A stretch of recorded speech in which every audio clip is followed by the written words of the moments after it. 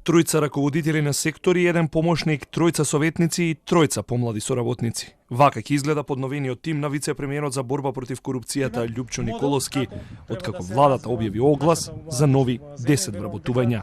Се бараат 8 мина македонци и 20 албанци. Раководителите ќе земаат над 30.000 денари плата, а новаилиите 22.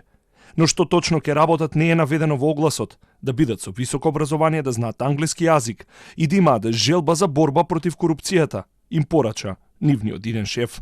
Ги бараме најдобрите луѓе, најдобрите млади, но и искусни, луѓе кои што имаат кредибилитет, кои што имаат капацитет, кои што ги имаат сите вештини, компетенции, кои што се, како што кажав, целосно растеретени, кои што сакаат заеднички со нас, најнеселективно, најбескрупулозно, најодговорно да се зафатиме со работа и да одработиме и да ја вратиме довербата на граѓаните, на младите во институциите и да се избориме против ова зло.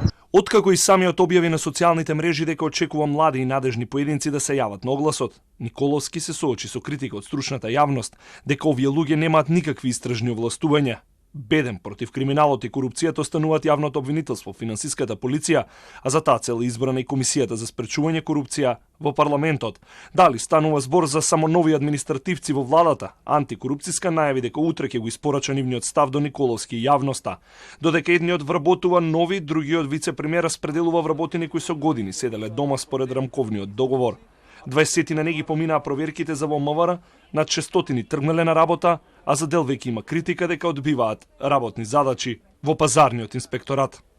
Од институциите кои што имаат коментари се не повеќе од 4 или 5 од севкупно 250 кои што примаат административци од КАПЕТ.